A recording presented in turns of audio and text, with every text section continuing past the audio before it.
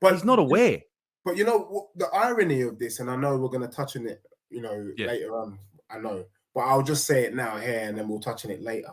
Definitely. You got to remember that 2 of our back 3 were not starting under Pochettino. Let that sink in. Dyer and Ben Davis were on the bench and could hardly get on the pitch, could hardly get any minutes. After Poch leaves, these guys happen to become regulars. From where? They've not improved. They're just as average as they were back then. The other thing you've got to realize about Spurs under the Conte system is when you're playing a 3-4-3 formation, you're relying on your front 3 to do the press. If you don't press, then what you're allowing is a disaster where you're just going to be flooded, because now the opposition can kind of push up to the halfway line, and then you find yourself defending non-stop. Now, Son is 31. Kane's 29, 30. Yeah. They can't press like they used to, man. They can't. You can't ask elite Not for players. 70. Not for 70. Press. You can't.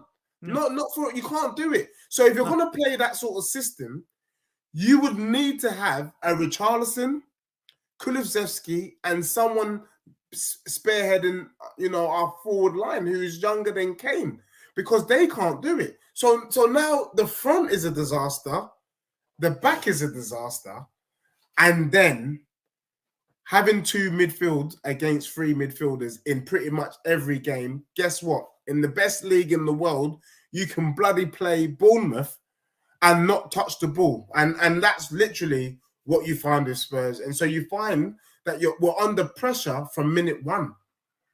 And it's self-inflicted pressure. You're just allowing it. We go 1 or 2 goals behind.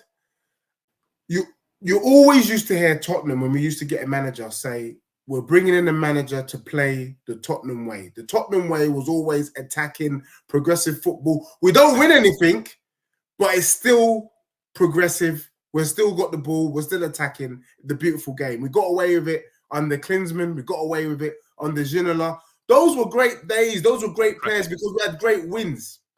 However, in our conquest to win a trophy, we realized that playing the Tottenham way doesn't bring any trophies. And so what Tottenham did was they decided, let's go and get serial trophy winners in Mourinho, in Conte, even if it means we've got to sell our soul to the devil, because that's really what happened. We turned back away from our ethos, away from who we are as a club in terms of our identity when it comes to football.